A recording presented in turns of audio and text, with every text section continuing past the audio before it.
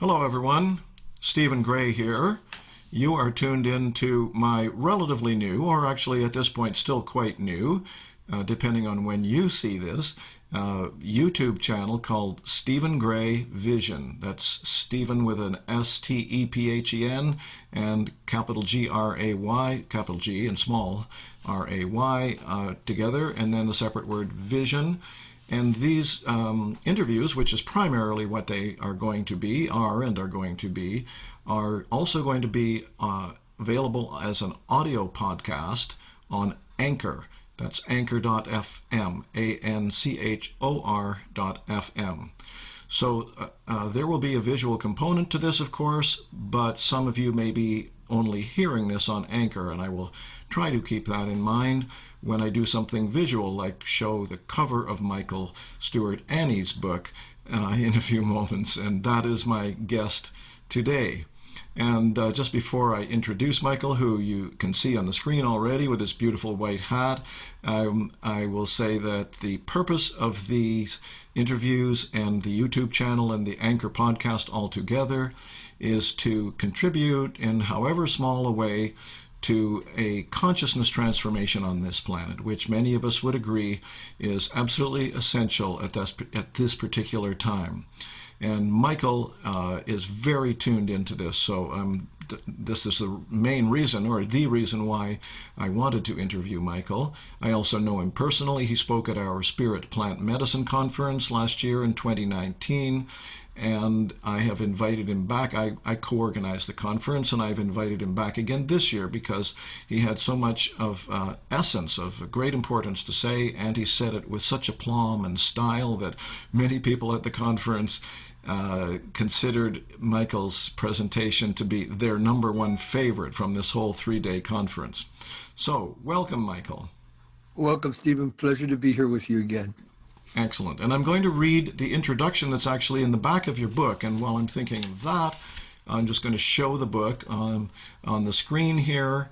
And again, if you're listening to this on Anchor or one of those other audio platforms, you can't see this, but the book is called The Ghost Dance by Michael Stuart, S-T-U-A-R-T, and separate word Ani, A-N-I. The subtitle of the book is An Untold Story of the Americas. And I just recently finished reading this book, so fascinating book that we're going to talk about some of the themes in the book.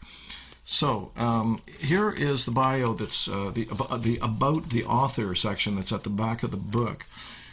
From 1988 to 2002, after many years of jungle training, Michael Stuart Ani and his Amazonia Foundation became a central part of a medical outreach program introduced to fight the epidemics among the Yanomami tribe of Venezuela. In 1992, Michael co-won the, quote, Best of Festival from the U.S. Environmental Film Festival for Yanomami, Keepers of the Flame, which was about the struggle to stop the epidemics. For his efforts, Michael was made a member of the Explorers Club. He later directed a documentary for the Catalina Island Conservancy entitled Going Home, which told the story of the repatriation of some of the last genetically pure bison to the Lakota people. Ani lived in Mexico's remote Sierra Mazateca region of Oaxaca from the end of the 1960s through the 1970s, and is the only outsider to have ever been allowed into the sacred cloud forests. He still returns to visit with his Mazatecan community to this day. Over the last 50 years, he has followed the rope of the dead from the tribes of the Amazon rainforest to the tribes of North America, tracking the missing steps of the ghost dance along the way. Well, I think, Michael, that that little bio points to a number of the important issues that are at play here. So let me think where to start with this. Well, okay, we could start in anywhere, you know, lots of entry points here. So first of all, let me ask you this. What is the ghost dance, and why did you write this book? These are three questions. You can do whatever you want with them. What is the ghost dance? Why did you write this book? And what is the relevance or importance of sharing that information at this time to a wider non-Indigenous public? First to say, it's a wider and Indigenous because of my tens of thousands of followers. I have a huge indigenous following. So the book is really for both indigenous people and all people. Right. It's not pointed to one audience per se. On the ghost dance, historically, was a revival movement in the late 1800s in the United States, at the point where the tribes were pretty much disseminated and lost their culture. And it was portrayed through Western history as a last-ditch effort to hold on to their heritage and culture. And the failure of it took place at Wounded Knee, which was the massacre of a ghost dance meeting. And its highlight was with the Paiute prophet Wovoka, who became the notorious symbol of the ghost dance from 1888 until 1890, when Sitting Bull was murdered for ghost dancing, but by the U.S. government, but he actually was not a participant in the Wovoka style ritual.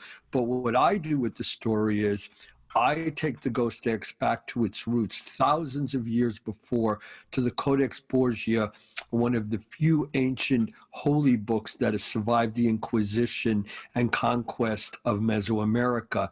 And in it is the image of the Lord Quetzalcoatl, the Plume Serpent, dancing back to back with the ghost of the Lord of the Dead. And this ghost dance was supposed to be the birth of civilization in the Americas. From where the sacred mushroom grew was the sacrament that grew out of this ritual.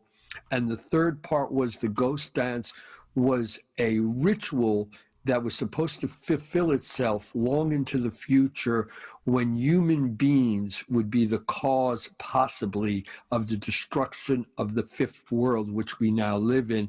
And as a gift to humanity, Quetzalcoatl, the Plume Serpent, gave the ghost dance as the ritual that could save us at this time in history, as we are in peril of destroying our own place in the weave of nature. Could you say a little bit more about what actually? Okay, let me ask you this one. How do you know that the ghost dance goes back so far? These were primarily oral cultures in general, right? Well, I know there are, things carved in stone from the Maya and so on, but what is the kind of substance to, how do we know that these the ghost dance goes back that far, and is that ubiquitous or widespread? The first thing is there were 17 holy books that were pre-Columbian called codices, and a codex for singular, and they survived the Inquisition. Just 17 books out of probably tens and tens of thousands. And the most famous is probably the Codex Borgia, named after the Borgia family related to the Pope, who ended up claiming it.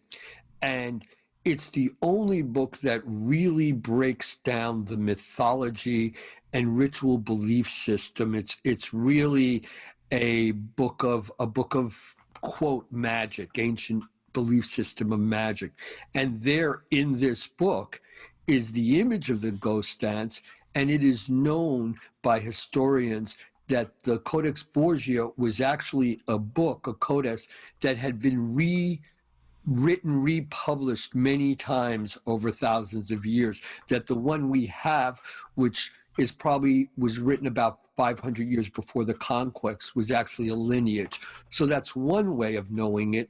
The other way of knowing it is that among the Mazatec people, and learning a great deal about their culture over the course of more than 50 years, I learned that this particular ritual was very key to their culture. So by learning in real-time life that it was key to this particular culture, that the book, the Codex Borgia, was probably written in this very region at what they call the Sky Temple, which they've recently found the ruins of, by the way. That's how its lineage goes back all that time. That it's actually not a stone carving. There's an actual book that has the pictures and a storyline in it. On what kind of material or surface that would last It was that long? written on a combination of deer skin and maguey fiber, which is what they make mezcal out of. And the book still exists. The Vatican used to have it. I don't know who has it now. You can get a copy of it in publication, and it's illustrated with pictographs. And pictographs were the Mesoamerican version of hieroglyphics. They're pictures, almost have a cartoon quality to them, actually the quality that a indigenous person or someone who's entered that world would see if they were under the effect of the sacred mushroom in a ritual. It appears very much that way. I would very much guess that the people who wrote it literally were writing it from that place because it's so close that way. But it's an actual thing. The question historically, though, that you're raising is the picture of the Plume Serpent dancing with the Lord of the Dead is a very known in archaeology, a known image. And archaeology through the years have claimed this is the sign of youth and age coming together. But if you look at their legs, they're actually dancing. And when you see the ritualistic symbols of their hands and their objects, this is quite obviously the ghost dance. He's literally dancing with the ghost of the Lord of the Dead. It's a ghostly image. Right. So that brings up a question for me, kind of as a, self-appointed in this very moment representative of those of us who do not know much about this. I'm a little ahead of most people, having read your book, of course, but I guess the question I would have as a kind of a layperson is, how can dancing a dance maintain a culture or maintain a connection to nature or spirit? What actually potentially happens when it's done right? Great question. First part of the answer to that is in the indigenous cultures of the Americas, going from Alaska down to the tip of Tierra del Fuego, the whole thing, the word almost always, in every group I've been with, and I've been with quite a few groups, the word for ritual and dance is the exact same word. So when you say ghost dance, to dance with the ghost, to dance with the ancestors, you could as easily call it the ghost ritual. So it's an actual ritual, and like all things in Mesoamerica, and the way I wrote my book with three storylines going on at the same time, what goes on in the underworld, in the world we exist in, and the world of the spirits and how they interplay each other, all the codices were written that way.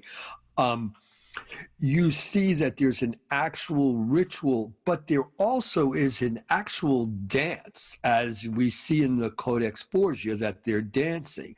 So it's the ritual of communing with the ancestors to get their knowledge, because we have lived a short period of time and they have lived, or they've existed for a very long period of time. So I personally believe one of the problems, as you brought up earlier, that modern culture is in right now, we've lost our ability to communicate with the ancestors, with nature, with the spirits of the elements. And that's why we're so lost. That's why right now, with what's going on, especially in the United States and Brazil, I would guess to many people in other countries in the world, it's baffling how lost in a bad reality TV show we are, because we no longer are connected to the things that will give us the knowledge to survive in the future. So what I'm hearing you say is that these quote-unquote ancestors, although they're not in corporeal form, material bodies, they are real. They exist. They are, in a sense, eternal, and that they are contactable. And also the implication, it seems to me, is not only are they contactable by people who have a deep connection already in certain kinds of indigenous cultures, but ultimately, at least ideally or potentially, they can be, in the right circumstances, contacted by many people from many different kinds of cultures. Correct? Yeah, you touched on a few very important points. They're not eternal per se, because you can kill ancestral spirits, which the Yanomami call shipuri. You can kill them by killing their spirit animal. And if you kill, it's in the traditions of the tribes, if you kill me, I die, but my spirit can follow my nahual, my spirit animal, back into existence. But if you kill my spirit animal, I am completely removed from the wheel of returning to life. So they're not quite eternal. They live on unless their spirit animal, their nagual, is destroyed. And yes, there are people in the tribes, and this I think is one of the big confusions going on now, because in the tribes, it's not the whole tribe and we've got 300 shamans in a village and everybody's doing it. People in the forest need to be busy all day, every day, just to survive. They don't have the situation like us, well, let's take a few weeks off or a day off. No, they got to keep going. So specific people who are not called upon by the tribe, but by the spirit, and the tribe recognize it, they become the bridge that brings that knowledge to the tribe. And the same thing goes for our culture. I do not believe that all people who have dealt with emotional problems, searched their souls, found an awareness, got over fear of death, all the many great things we're discovering, like from the work of John Hopkins with psychedelics, that are really helping people in the modern world deal with problems of the modern world. Here too, it will not be everybody, whoa, I read a book, I put on a shaman hat, I sing a Kenny Loggins song, and wow, I'm in touch with the spirits. It'll be the same thing. There'll be very few people who do it, who communicate it. But to answer the end question, I think we are right at the point where if we do not reestablish this link with the elements of nature, we're headed on a path to destruction of the human species, because let's face it, we're part of nature, but we're really out of our place in nature. We're all over the place at this point. And the problem with civilization is civilization sets in one place. So if you're a nomad, like Forrest Gump, people in the old days could run across 3,000 miles like it was nothing. They did it all the time. But for civilization to exist, which was Quetzalcoatl's gift to us, you have to have the sun and the rain and the moon and the wind working together. You can have a lot of sun and a lot of rain, but it'll just cause droughts and floods if they're not in the right pattern. And that pattern of nature, I think we've all agreeing, is completely disrupted right now. So we have to find a way to communicate with that force, whether it's esoterically or scientifically direct, to communicate with that source so we can get a feeling for working with nature again. And I think COVID virus the pandemic has really brought up to us how out of whack with that we are, and how dangerous it is that we don't start to create that bridge in relationship again. So I had asked you a few moments ago about this issue about the ancestors and the, quote, realness of them. And in your book, and also, sprinkled here and there in your conversation so far today, you've made reference to Quetzal. I never know if I get it pronounced. Quetzalcoatl. Thank you. Nobody says it right, so it doesn't matter. You call him the Plume Serpent. Right. And and other whatever you might call spirits, Lord of the Dead, Lord of Days, different ones like this. So what I always wonder, again, coming from this kind of culture where we have not been taught and conditioned in that way, and we tend not to see or experience these kinds of quote-unquote spirits, is how real are they? I mean, would hundreds of people, thousands of people all connect with the same independent entity, if you will? Very great point again. One of the big differences about what's taking place in the US, Canada, Europe, and what's still taking place with intact indigenous cultures is, if you're in a village in the Amazon, a remote village and uncontacted, where people are still in that world, and a ceremony's going on, a ghost dance or any other ceremony, it's uncanny how everybody in that village, even who's not taking part, is on the exact same page. Now, me and you both may be in that village, and you said, well, the vision looked to me like a giant ear. And I'd say, well, to me, it looked like a giant trunk. We're both seeing an elephant. We're seeing it a little different from our vantage point. It's the same. When Westerners do it, let's say you have a room of 30 people paying for an ayahuasca ceremony. You've got 30 different people spinning in their own individual universe. They're not connected.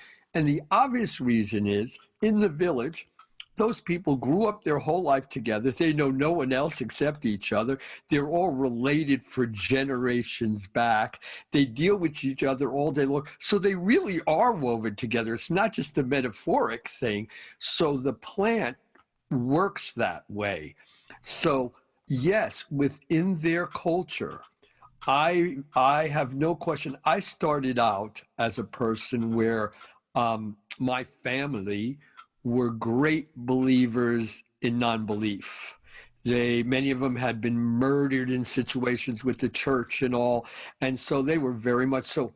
I was not your, whoa, let me get on the spirit thing, or I was really a doubter, but I saw and experienced so many incredible things that there's no doubt, as I've joked, that what I've seen, only a blind man and a fool wouldn't believe after what I've seen. It's very, to me and to those people, it's extremely real. And I'll give you a little insight in that's so curious, which is, and I spoke about this with Dennis and Wade on this show, that each of these plants has a certain song and it has a voice.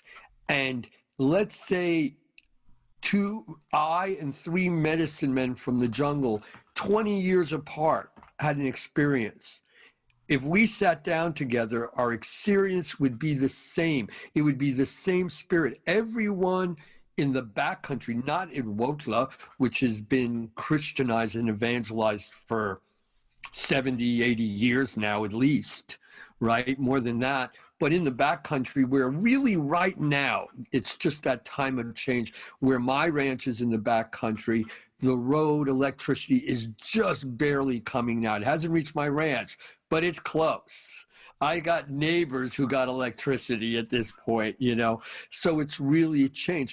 But in the old days, not just me, I came to know Desheto all on my own per se, because Carlos Castaneda created a great fib that people love in the modern world, that you find a shaman, and that shaman makes you their apprentice, and you study in apprentice school, and then you're a shaman.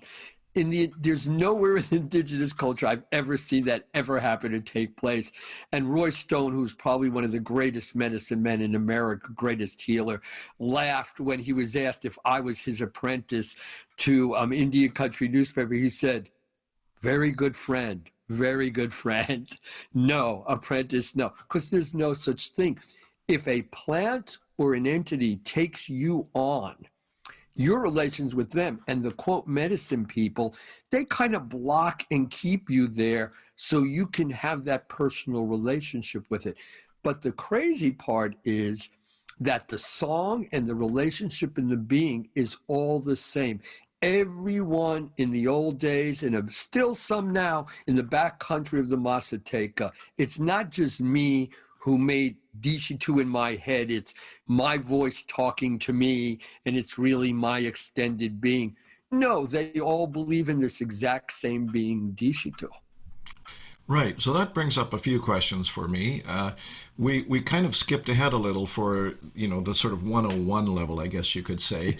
We were talking about the ghost dance, or you were primarily you were talking about the ghost dance, of course, and its importance and its relevance and its ancient history and its widespread connections and so on and so on. And then you casually, more or less, threw in the word plant.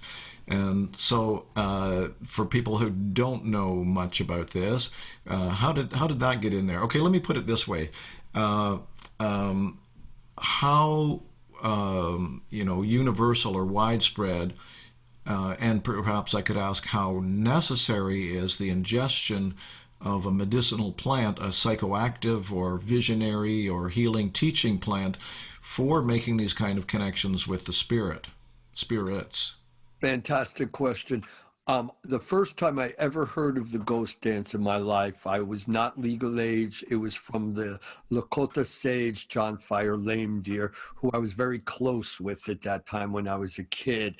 And he said to me, more or less a quote actually, he said, "There is no politician or the scientists they pay to make their lies seem true that can get human beings out of the mess we're heading into. Only the ghost dance can do that. But we Indian people," his terminology, "have lost the way." And I went off at that point. He sent me off to search for the steps of the ghost dance. And of course, we went through Wembliche. He took me on Spirit Quest. I saw a vision. The vision was very obvious to go back to Mexico and search there.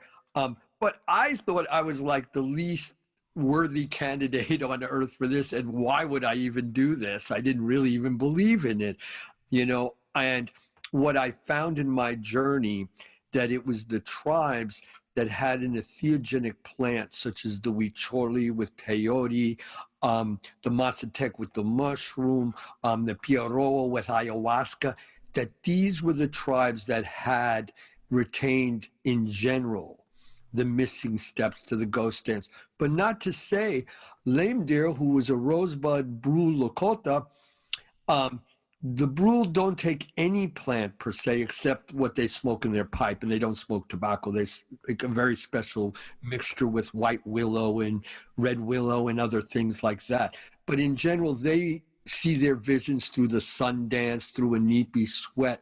But in general, in my journey, where I found the pieces to the ghost dance, which are called the Tapuni, they were among tribes that cultures remained more intact because they had that plant. Fascinating. Yeah, indeed. So you also mentioned, if I'm pronouncing it correctly, Desheto? Very, very close. There's a little on the front. It's a Desheto. Oh, Yeah. okay. But you did better than most, believe me, Stephen. Okay. So in your book, in the Ghost Dance book, you say something like this, that a long time ago, maybe 40 years ago, I believe, you can correct, let me finish just rambling here, and then you can correct anything I didn't quite get right here, please. You say something about how you had an encounter with, and I think I'm going to ask you to explain a little bit about who Deshitu is, but you had an encounter, I believe, in the embrace of a mushroom journey, a psilocybin mushroom journey, with a particular deity or spirit with this name that I'm almost pronouncing correctly, Deshitu, and that Deshitu actually, in a sense, took you under his or its wing, so to speak, and tasked you with coming to terms or understanding. Well, actually, you refer to yourself in the book several times as Deshitu's scribe. And if I understood it correctly, Deshitu charged you with the responsibility of taking notes, as it were, as he or it more or less taught you or told stories about the history of the ghost dance, and then you have had encounters with this entity or spirit periodically over the years, even relatively recently, and that was kind of your life's work almost, although you obviously have done other things, but you've spent 40 years in a sense pursuing the rope of the dead, which I think is also a term that's going to require some explanation. Take it away, please. Yeah, well, very close. First of all, to clear up Deshitu.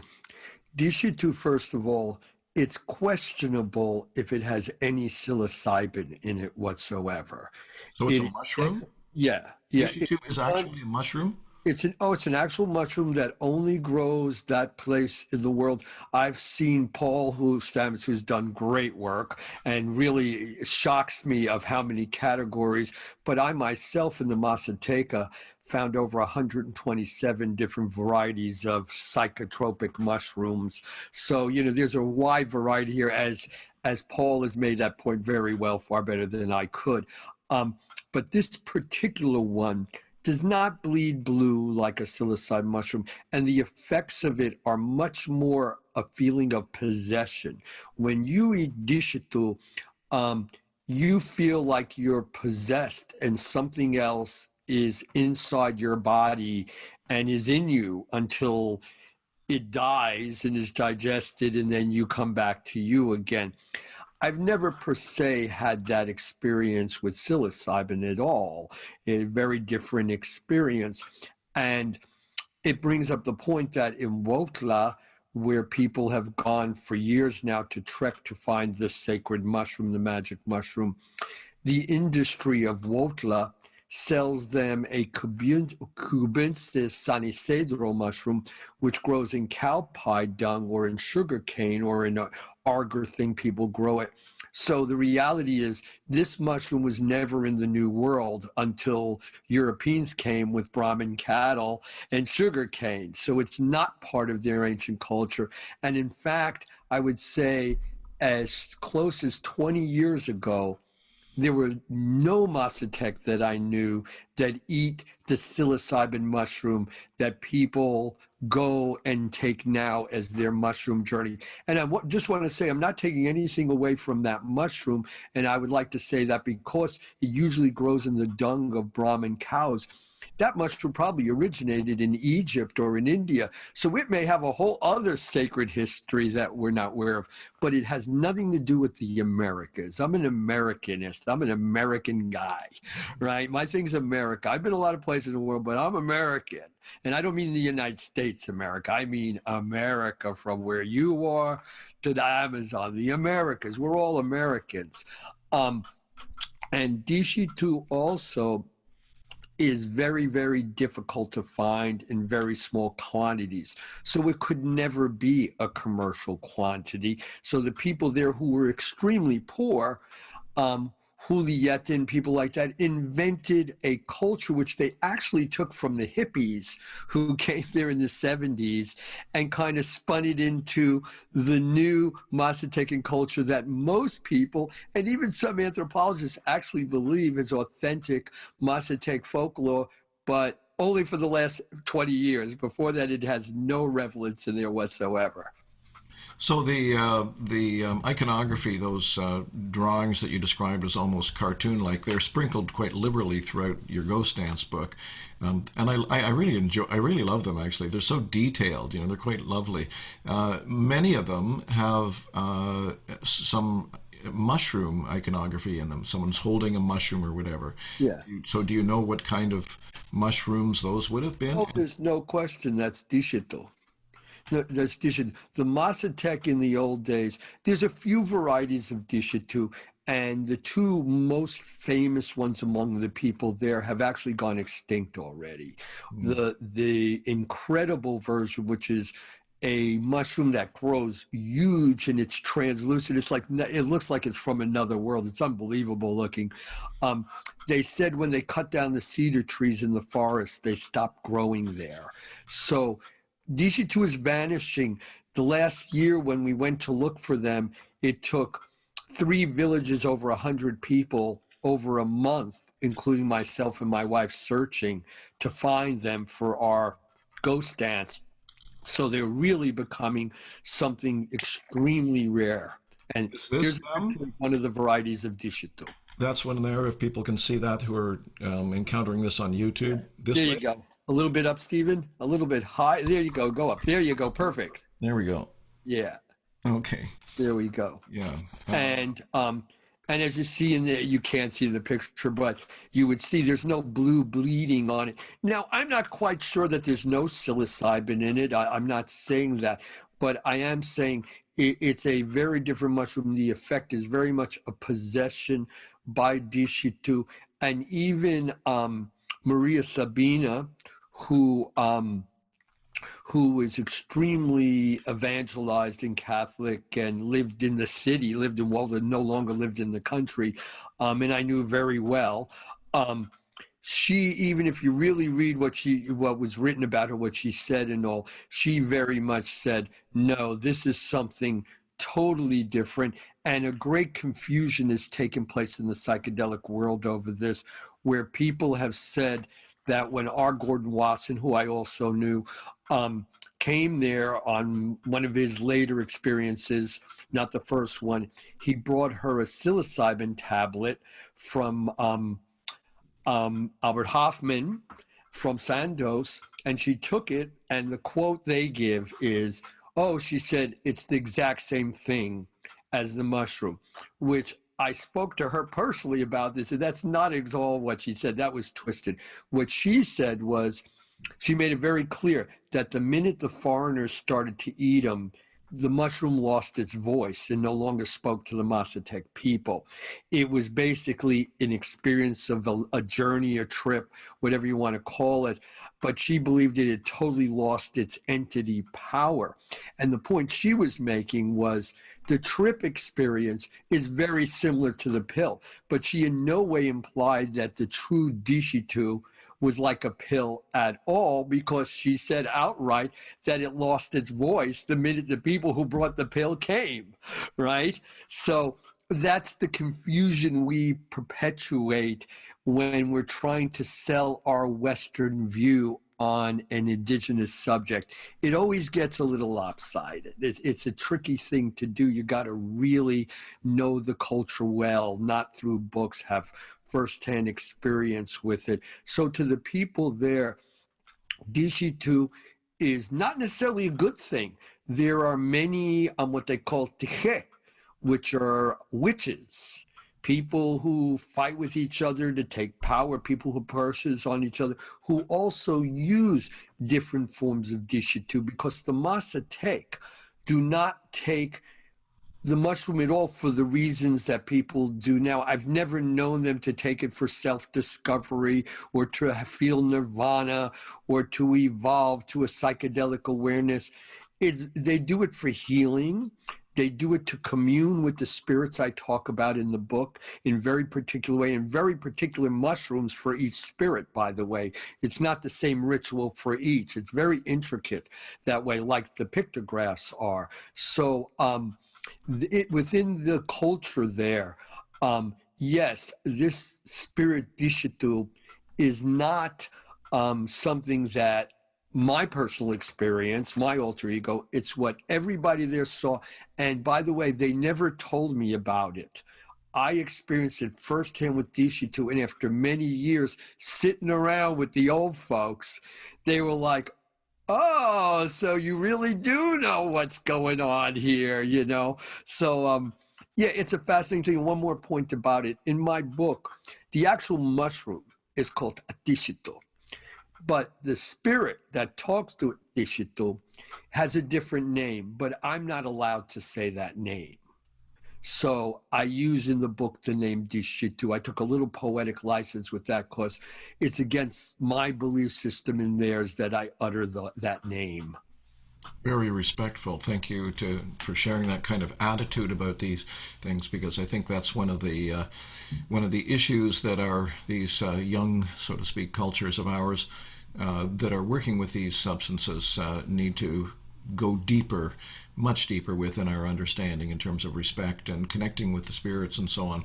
So I could ask you something about that and where we are now, but I also want to make sure that something else that a phrase, a term that I encountered in the book a few times that I want to get your understanding or clarity on that one a little bit, and that is the prophecy of the 7 generations. And you never actually detailed in the book, as I recall, what that actually is. I do, yeah. Oh, you did? I don't remember you specifically, elaborating on it. But so the question is, for me anyway, and perhaps for, hopefully for people watching this and listening to it, is what is it? And what is its relationship to the ghost dance, and what is its relevance right now for the wider world? Right. The prophecy of 7 generations, once again, became famous in Canada and the United States at the time of the great demise, as we say, of the indigenous culture in North America. And it was a prophecy that was believed to say that in 7 generations, in fact, the great Crazy Horse, the prophet Crazy Horse, used the term that this is for our generation, 7 generations from now. But what I discovered once again in my research with this, in the Mixtec language, which is the Mazatec is part of the greater Mixtec group, the number 7 actually means generations. So I believe that it's the very old prophecy that started with the ghost dance and all. And what it is 7 generations is when the tree of life, which is suffering and dying, through events that humans learn and begin to understand, they bring the tree of life back to life. And by bringing the tree of life back to life, we basically, in a very simple term, stop the coronavirus, stop this storm of pandemics that are hitting our way. Corona is a vanguard virus. There's tons of stuff coming our way behind that. We're entering the time of pandemic storms. If we don't watch ourselves, we're already in it. We're not entering it. So the ghost dance is the ritual that is done to fulfill the prophecy of generations, which is the number 7. And what that to me means differently is I learned from Desheto and from people in the Amazon that to them, the tree of life is not an arboreal tree. This is right up Paul Stabbitz's alley all the way. It's that mycelial network that, as Paul has pointed out, at one time probably connected all the Americas together. The interesting thing I point out in the book is we all like to point the finger at the conquistadors, and they came and destroyed everything. But to the belief in generations, in 7 generations, when they built the pyramids, when they built these great cities to the gods that we love, this was already the spiritual fall of their culture, because all those roads and buildings all started to destroy that mycelia and break it up under the ground. So the breaking up of the mycelia, the beginning of the prophecy of 7 generations, started way before the conquistadors and the Europeans came to the Americas. Mm-hmm. So I'd like to kind of bring us into the present moment. And I could ask this question in a couple of different ways. I'm sure you will have something to say about it. One way is, okay, let me throw out 2 or 3 different ways to ask this question, and you can sort of pick one or riff on it however you want. One is Terence McKenna, back in his heyday of the 80s and so on, for a while gave an annual address he called the State of the Onion Address. In other words, onion being layers peeled away, of course, and how are things going that way. Another way of putting it is you spoke at the 2019 Spirit Plant Medicine Conference, as I mentioned earlier, and one of the other speakers was Jamie Wheel, who has a lot to say about the unfolding of the psychedelic renaissance or psychedelic culture, much of it critical to the way things are going. But I would say for anyone paying any attention to what Jamie Wheel has to say, that in my view anyway, the reason he was so had sharpened his blade so much to cut through the delusions of the psychedelic culture was that he does believe not only in the power and potential of these medicines, but their necessity for this kind of consciousness transformation. So again, the question is, from your point of view, okay, so the third aspect or way that I might sort of toss in a little spice into that soup that I just started to throw at you there is how hopeful or optimistic are you that we are going to get the message in the years to come, in the 5, 10, 20, 30 years to come, because you and many other people, including myself, would agree, I'm sure, that there's no time to lose.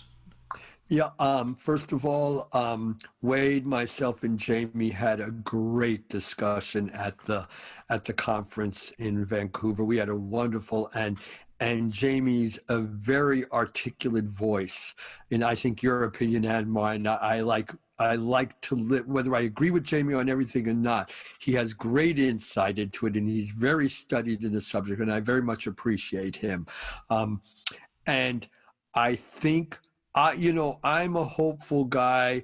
My oldest friend on earth, who was Maria Sabina's first cousin, had a great saying, and he used to say, still says it, hope is the salt of life that makes everything taste better. So I'm a great believer in hope, because it just makes life, without hope, life is just a rough road. I've dragged myself in the jungle where I was so sick and beat up. I laid down on the ground and wanted to die. And it was just more painful laying on the ground, getting bit by the ants. So I stood up again and decided I wasn't going to die, and kept walking. And I think it's a little bit of a metaphor where we're at today. I actually have hope of our coming to terms with this. And Desheto has made it very clear to me over many years that amazing things, crazier and more amazing that have happened, are going to happen. And people will be amazed how this is turning out. And of course, Desheto has said this many times, that death is in our contract. We're all going to die. So Westerners, people could die. Well, people are dying all the time. That's what we do, So I don't think the fear factor of that, it's how you die, how you suffer. I think that's more, to me, in my personal thing, what I think about more than just, I know I'm dying. There ain't no question about it. So I'm not saying that there's not going to be hard times. There's not going to be destruction and death. But according to Desheto, he says we're going to get through this one. And I'll say another strange thing about Desheto, one of the strangest things. Over the years, he has told me really wild, wild things that there was no way I could conceive at the moment that this would ever be true. And the strange thing about him is he loves to talk in great detail. He loves to give names, dates, locations, things. There's no way on earth I would know this information. There was nowhere I learned it. And I'll go, this was the one time Desheto wasn't right. 30 years later, there it'll be right in front of my face, exactly what he said. So this has been very moving to me, his incredible insight. And he is a he. Not a human he, but he is a male entity in this case. He calls himself a he in this case. Once again, to point this out, in the indigenous world, very different than what we do in the States. In the indigenous world, by its physical shape, things are either male or female. And I'm not saying this is right, this is the culture. So a mushroom that's very phallic is actually male.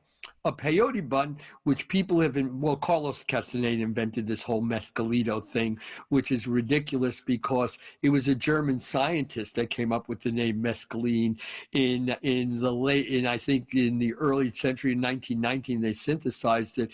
And so obviously Indians in Mexico would not know the word mescalito. In Mexico, mescalito is un trago de mezcal, a little drink of mezcal, the liquor. So things get twisted, right? But I very much believe that we're going to find a way out of this. And I don't think any of us, and me included, it's not like, I know the secret, I'm not telling. I'm clueless as everybody else, except for the fact he has proved to me over and over again that he knows what's going on with this. And there are female entities very much involved. In fact, his entity is subordinate to Coquelicue, which is basically Mother Earth, who in the belief system of this, or Pachamama, for us Coquelicue, she's the one, this is her ball game, this is her stadium, this is her show. Beautiful, yeah. Well, I'm sure I could come up with a lot more questions. Well, that's kind of we've led somewhere, I think, with this conversation, but maybe stepping back, since I'd like to keep it under an hour if possible, but we're still 10 or 15 minutes from that point, and so there were a couple of other things that I was wondering about that I think people might appreciate you elaborating on, and one of them is it comes back to this question that our cultures don't really have much of a grasp of, again, is the reality of the non-material world, or the non-human world for that matter, and the intelligence, so to speak, also of nature. And you've made reference several times to talking plants. So you've talked about that a bit in this conversation, but you also said somewhere in the book, I think, that they talk to each other.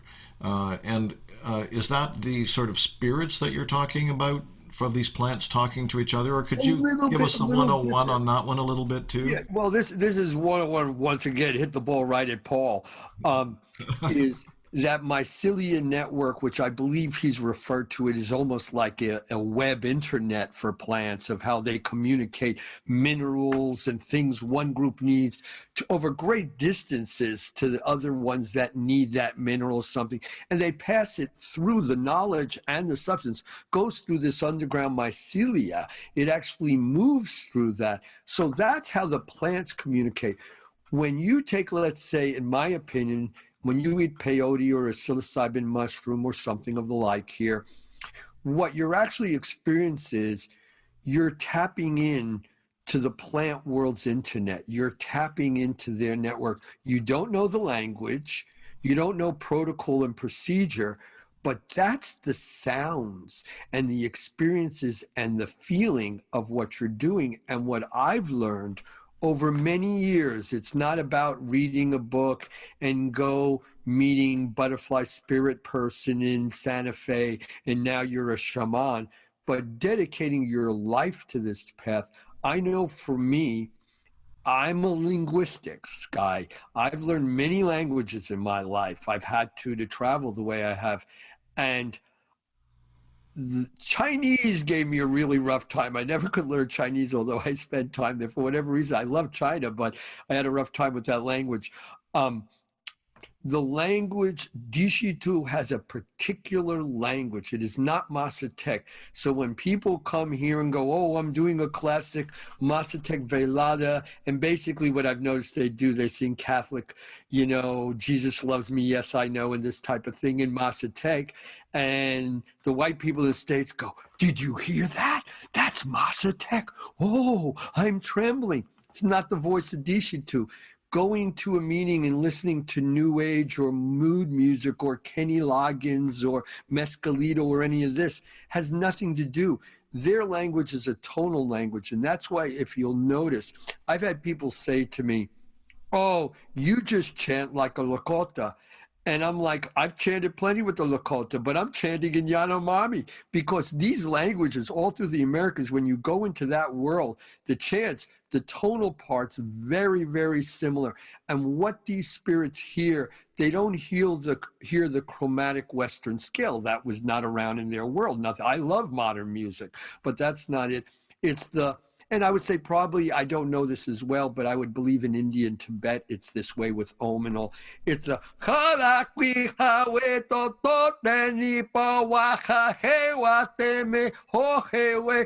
it's the tonal change that is in these plant languages.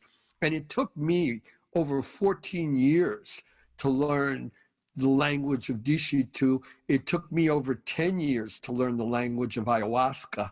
So these things have an actual language. And what's curious to me, one of the most curious points here is the whole psychedelicness, the psychedelic paintings, the things evolving like an onion in and out of each other, and, plasticine spirits with looking glass eyes and all this stuff. That's the carnival sideshow these plants use to keep the unaware initiated at a distance. They dazzle them with their footwork, so to speak, where you're like, wow, the colors. The people who get into it, the tribal people and all, you have a minute or two of that the most, and you go right through that to being in the presence of this spirit or some other spirit that it's brought in. It's not always Desheto. When you go in the world, there's many worlds. That's another thing different than the Western concept. In their concept, when you leave this reality, there's not one path, one reality. There's billions of them, like stars, right? It's not, oh no, you go this way towards purgatory, then heaven's at the next bus stop. It's not set up that way. So It's the actual languages of these things where the real relationship is. And that's nothing anyone's going to learn in a year or by taking ayahuasca every weekend and it's going to fill in the blanks. Because quite typically what I've learned with friends of mine, some of them are friends of both of ours that have really seriously experimented with it for many years, they all say it comes to a point where it gets really rough and they got to kind of stop. Because one friend of mine, a very famous painter you and I both know, said to me, she said, all of a sudden my ayahuasca trips were a butcher's shop. It was just body parts and blood and limbs. I said, funny, that's what happens to the Indians if they abuse it too. In the jungle, something I've learned very curious, that when you're with really uncontacted or marginally contacted people, they only use the sacrament plants in very particular and specific ways. And as they get closer to the anthropologists or the missionaries, they start taking it more and more. It becomes a drug that they're trying to fight off this thing that's taking them over, contact with the Western world. So in the culture, to take it over and over and over again is not at all the way. That's truly a Western phenomena. I typically do it 3 times a year, every year for half a century. And unless someone's really sick or someone's dying or there's an epidemic and I don't know what I'm doing and I need help, I never play around with it. I never go to my wife, I'm having a really bad time and I'm questioning myself. So I think I'm going to go eat Desheto and see if he can set me straight. It's not used that way. That's our way to use it, or Western world's way, not my way in particular. I've never, no one said it better than Wade. We were sitting there at the conference and a guy got up and he was saying, I take ayahuasca and I hit nirvana and this great love and awareness takes over me.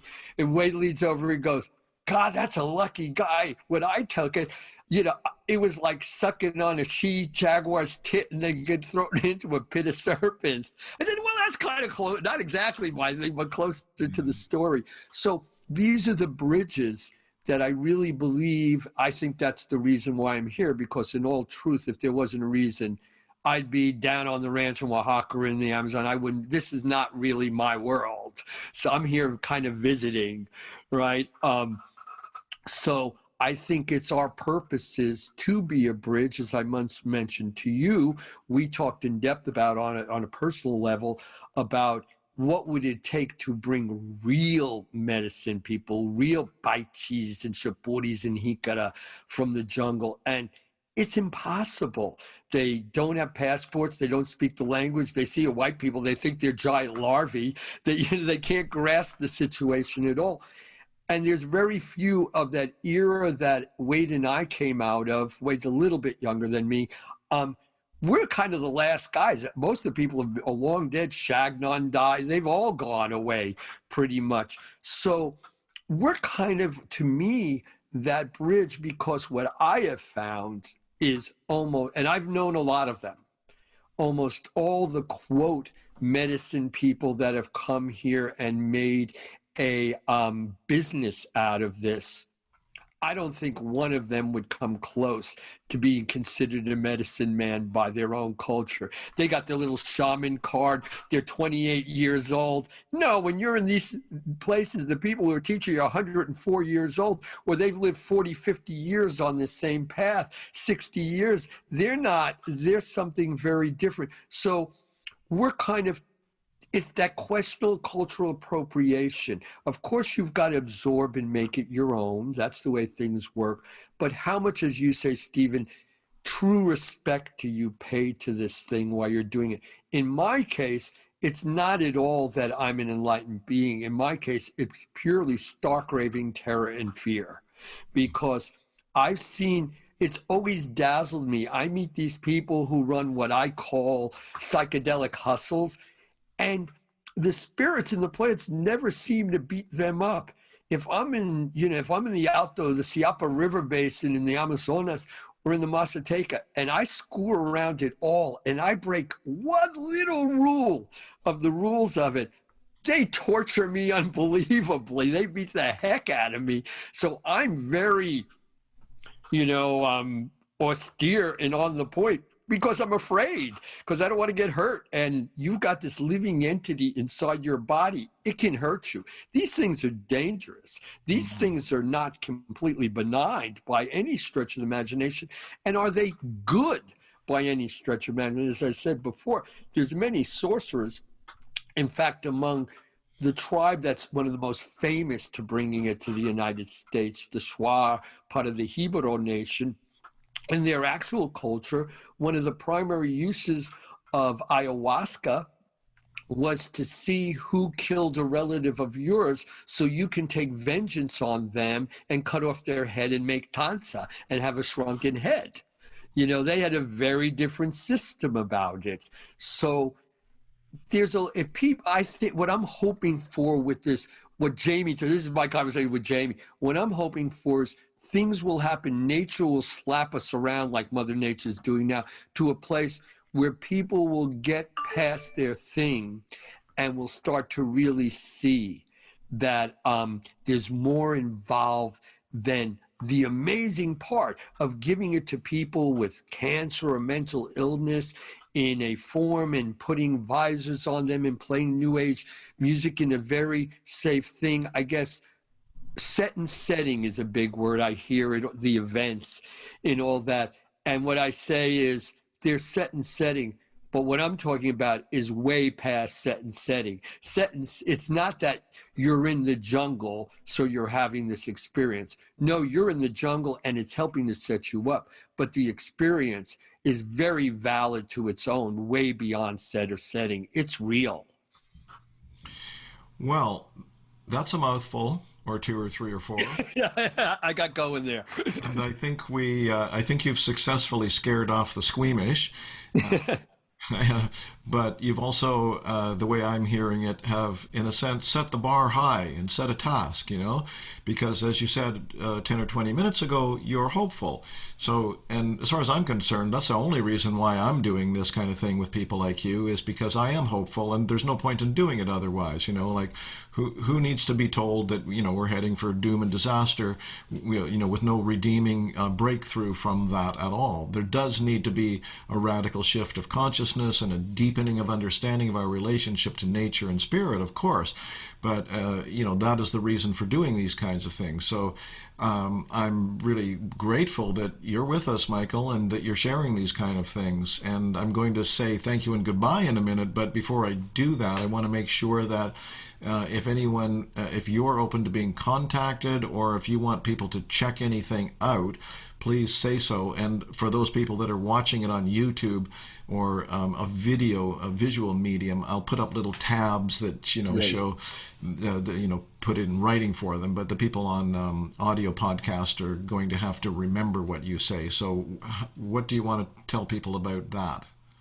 First of all, I have a new foundation because I have two big projects. One, I have a project in the Amazon. I believe, having gone through 14 years fighting epidemics with the Yanomami, I actually know what is needed to get out of this incredible problem we're having in Amazonas right now. And at the moment, it's very tricky to me because there's a lot of well-meaning people, but all I see them doing is throwing mud at the wall and seeing what sticks. With a situation with pandemics and multiple epidemics, you need a real strategy and game plan, or you're not going to win. And I will send you a copy. I'm going to put it out for everybody. I've written an 8-page protocol of how to fight the epidemics, and it'll be at my new foundation, Talking Plants. My old foundation, Amazonia Foundation, is kind of standing somewhat in retirement. It was just easier to create a new foundation for this. In Mexico, we've started another thing called El Jardín de Corrección, in English, the Healing Garden. And what we're doing is, and we're going to be fundraising for this, so I'm glad for the opportunity. We're creating soil through composting through the indigenous markets, the fruit and vegetable refuse thrown away. And in that soil, each village is going to have seeds to grow their own medicinal garden that can help them in times of epidemic, with plants such as Artemisia new, plants from their own culture, because most of the tribes I know don't have any medical help outside whatsoever. And most of that medical help, when it comes, doesn't really work for them. It's got to be in a way they am. And so there's that site coming up. My main thing, every week I do a video on Instagram called The Ghost Dance is my handle. And I do about a 3-4 minute talk about all these different subjects we're talking about there. And of course, Michael Stuart Ani, my website, where you can reach me. And those are my main places to find me. Excellent. So, again, I'm deeply impressed with what you've learned over the course of your life, Michael, and the work that you've done for people. You were probably too humble to think of yourself as a bodhisattva, but I think of you as a bodhisattva. For people completely unfamiliar with that term, does that mean jungle guide by any chance? Because that's what I look at myself as, a jungle scout. Maybe that's a bodhisattva in a different way. Well, the Buddhists, the Tibetans and such, they have this term bodhisattva. Bodhi means awake, and sattva means one journeying on the way to awakeness. But the bodhisattva is typically thought of as someone who has woken up enough and has enough of an awakened heart, as they say, that he or she is dedicated to serving the people, dedicated to helping, dedicated to, just that, serving. I'd be very honored to have that label. Thank you very much. Okay, so I'm going to say thank you and goodbye at this point, but I would ask you to just hang around for a minute after I stop the record button so we can have a little post-recording chat for a couple of minutes, okay? As we always do. All right, thank you again.